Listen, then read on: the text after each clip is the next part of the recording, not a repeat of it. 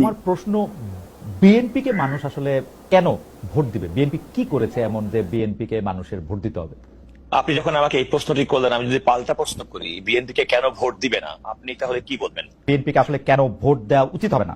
আমরা বিএনপির শাসনামল 2001 থেকে 2006 সাল যেটি দেখেছি, সেটি দেখেছি ঘুষ, দুর্নীতি, দুঃশাসন, অপশাসনের একটি মহোৎসব। দুর্নীতিতে চ্যাম্পিয়ন হতে দেখেছি আমরা বিএনপিকে। 10টা কষ্টের প্রবেশ দেখেছি, বিরোধী দলের নেতার সমাবেশে গ্রেনেড হামলা দেখেছি, তত্ত্বাবধায়ক সরকার ব্যবস্থা ধ্বংস করে একজন মাত্র বিচারককে প্রধান বিচারপতি এবং তত্ত্বাবধায়ক সরকার ব্যবস্থা প্রধান রাখার জন্য সংবিধান পরিবর্তন করতে দেখেছি।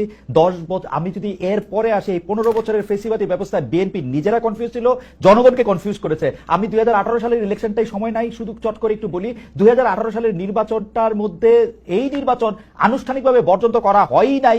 সেই নির্বাচনে কারচুপি সম্পূর্ণভাবে নিশ্চিত হওয়ার পর বিএনপি তার সংসদ সদস্য 6 জন বা 5 জনকে শপথ নিতে পাঠিয়েছে এবং মহিলা সদস্য আসলে কোটাটাও নিয়েছে। তারেক সাহেবের কথা যদি বলি, আমরা দেখেছি তারেক সাহেব এই সময়ের মধ্যে সবচেয়ে ভালো ভালো কথাগুলি বলতেছেন, সে কথা সত্য, কিন্তু তার কথা যে কেউ শুনতেছেন না, সেটি হচ্ছে যে তারেক সাহেবের দলের লোকেরাই তার কথা শুনতেছে না। সেজন্য চাঁদাবাজি থেকে শুরু করে বিভিন্ন সন্ত্রাস, থানাঘেরাও এগুলি কিন্তু চলতেছে এবং তারেক সাহেবকে বারবার বলতে হচ্ছে এই নির্বাচন খুব কঠিন হবে এবং এই তৃণমূল কিন্তু আসলে বিএনপির কেন্দ্রীভূত না।